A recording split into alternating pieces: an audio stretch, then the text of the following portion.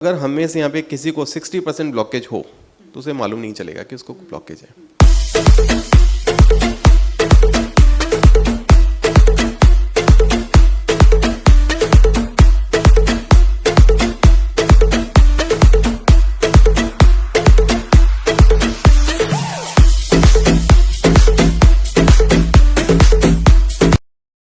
Hello everyone, welcome back to Bubble Chat Season 3. This is your host Ritu and आज हमारे साथ हैं Dr. Manish Bansal and he is a very senior director of Medanta Hospital and he is from cardiology department.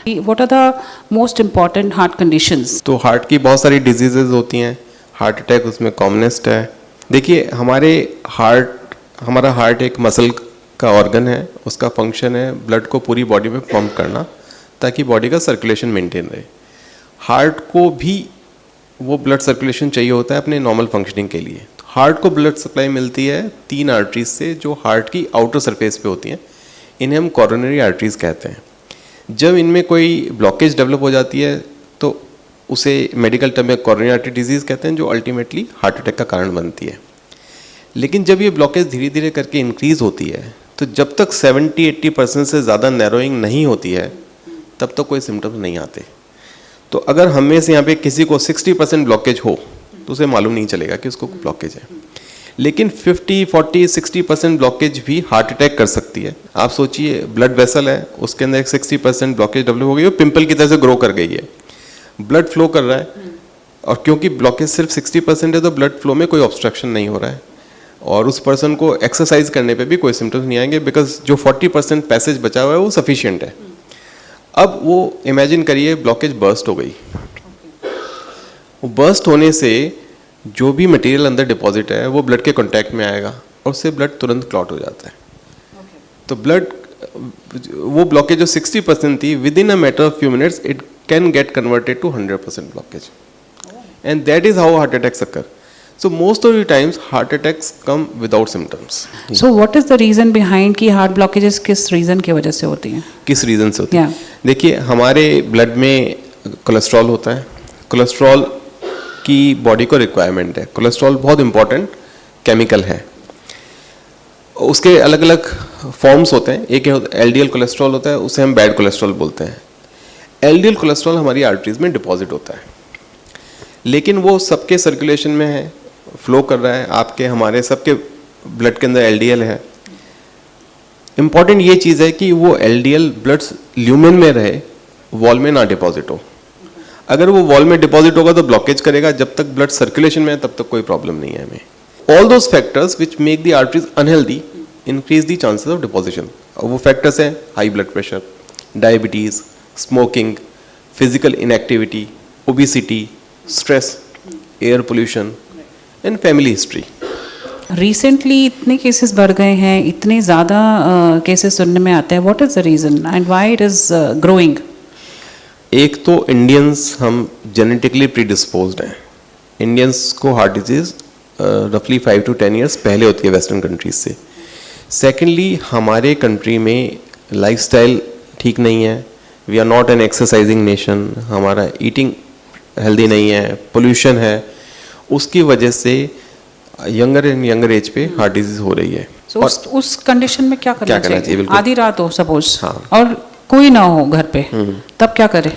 देखिए उस समय एक तो aspirin की टैबलेट जो कॉमन डिस्प्रिन होती है वो, और कोलेस्ट्रॉल की मेडिसिन आजकल घरों में किसी न किसी के पास मिल ही जाती है, यूज़ करते हैं।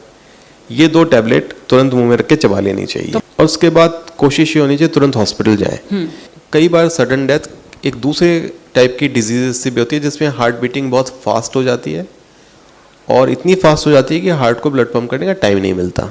उसे हम अरिथमिया बोलते हैं। लेकिन ये यंगर एज में ज़्यादा कॉमन है। तो अगर हम 20 ईयर से कम में किसी की सडन डेथ हुई है तो बहुत अनलाइकली कि हार्ट अटैक हुआ है। 40 ईयर से ज़्यादा की एज में किसी की सडन डेथ हुई है तो काफ़ी हाई चांसेस है कि हार्ट अटैक हुआ है। 20 to 40 वेरी करता है, डिपेंड करता है कि रिस्क फैक्टर्स क्या है। अब अगर कोई बहुत स्मोक करता है तो उसको 25 की एज पे भी हार्ट अटैक हो सकता है। पर कोई रिस्क फैक्टर्स नहीं है और 40 की एज है और सडन डेथ हो जाए तो हार्ट अटैक के होने की पॉसिबिलिटी बढ़ती जाती है और अरिथमिया का रिस्क कम होता जाता है। पेशेंट्स में कई बार 3-4 स्टेंट्स डालने पड़ते हैं। जी।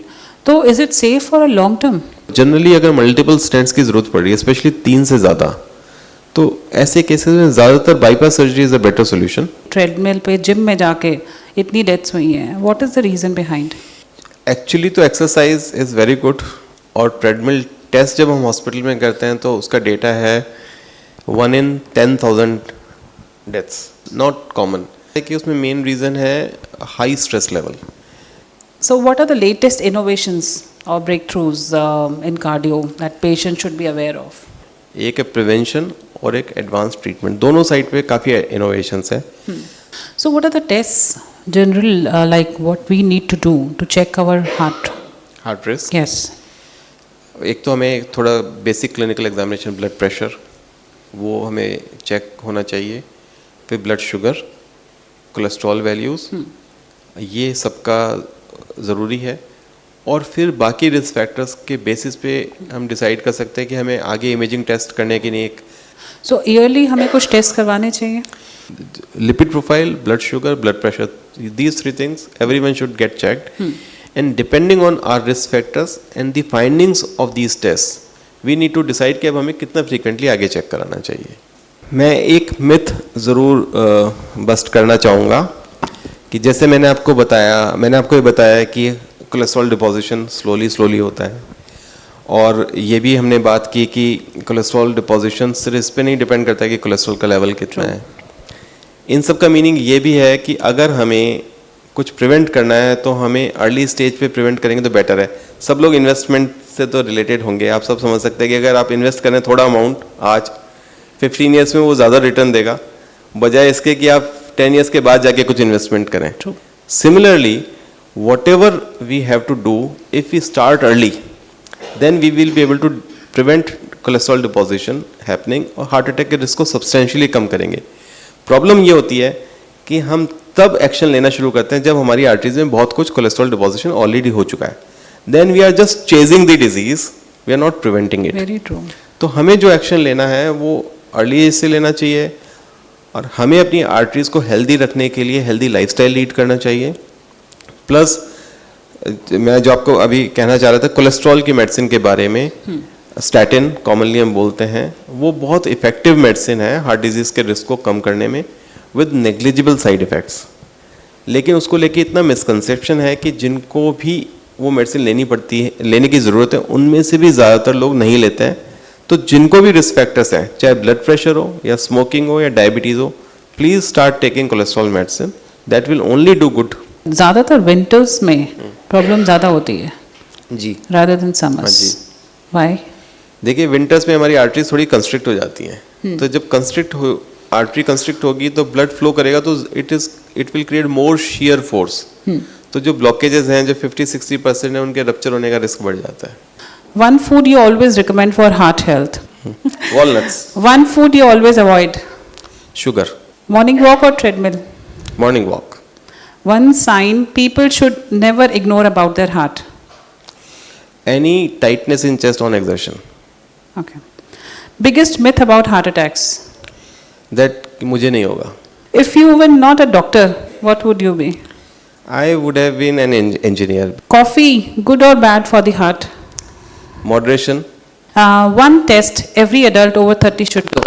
every Adult over 30 should lipid do. profile. So one thing you do daily to protect your own heart. Try to keep myself happy. Is stress worse than junk food for the heart? 100% worse. The youngest heart patient you have ever treated? 18 years. Heart disease in 20s, rare or rising? Rising. So one message you would give to India's youth today?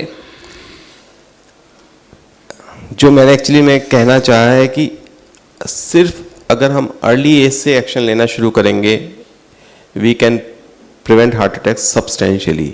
तो please start early. So thank you so very much, Dr. Bansal. Bye bye. Take care. Thank you.